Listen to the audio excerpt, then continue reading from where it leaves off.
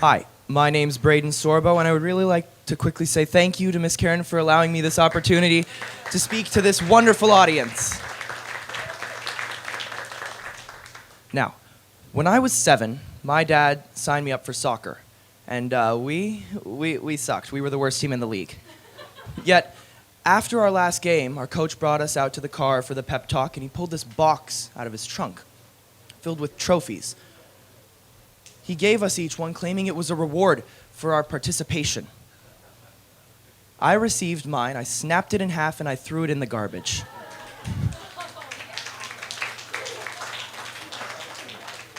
I didn't earn that trophy.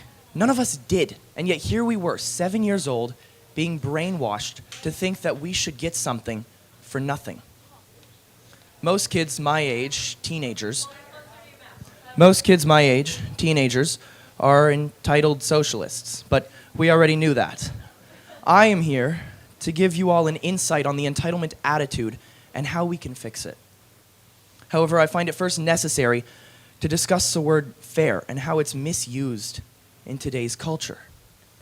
We take our freedom for granted, wouldn't you say?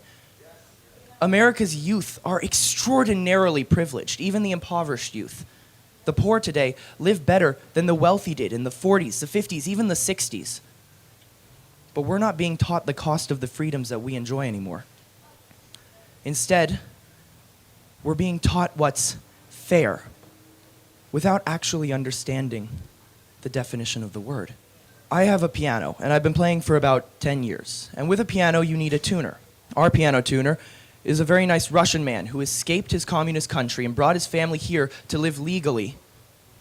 He came penniless and built his business from the bottom up. He understands what communism and socialism do to a nation and how they destroy it. His kids, however, were raised with the American privileges, and after going to Berkeley, to his dismay, have become socialists. See, the problem is schools brainwash kids with the socialist values, and have been doing so for years, and will continue unless we stop them. Tell somebody who's uneducated or indoctrinated that what's fair is their fair share, and you have a lot of power. Alexandria Ocasio-Cortez is just a byproduct of the socialist values. She said in an interview, if people pay their fair share, if corporations and the ultra-wealthy, if we reverse the tax bill and raise the corporate tax to 28%, if we do all these things and close some of those loopholes, that's $2 trillion right there. That's $2 trillion in 10 years. I hate to break it to you, sweetheart, but right there in 10 years aren't the same thing. And after doing more research, I found that her plans would cost us upwards of $40 trillion. You see, her definition of fair is poverty for all. People follow her because she promises free things. Kids my age need to know that nothing is free and that the socialist values don't work. So, how do we fix this entitlement attitude? Well, parents need to take away the superfluous free things. Allow me to tell you a story.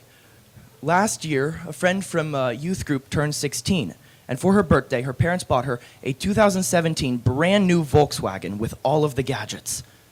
Now, it's a very nice gesture, but without any financial attachment to the car, she ended up crashing it a month later in an accident that she caused. To make matters worse, her parents then paid for all of the repairs. And she told me this while laughing. That is scary. We can't afford to do this. It worries me when I see an 8-year-old with an iPhone that his parents bought just for him. So, how is another way we can change the system? Through hard work and a solid work ethic. We need to instill a mindset of self-reliance and self-dependency in kids. When we fail to accomplish this, the kid will end up staying in their parents' house and living in their basement at 30. With hard work comes a sense of accomplishment and appreciation. The Wall Street Journal did a study on kids and gratitude, which found that kids who understood gratitude better had higher grades, less likely to be depressed, and were more polite towards adults. To conclude, the entitlement issue in this country can be fixed by a solid work ethic, a reassessment of the word fair. You see, I wish that everything was free, and that nobody suffered, and that world peace existed. But, strangely,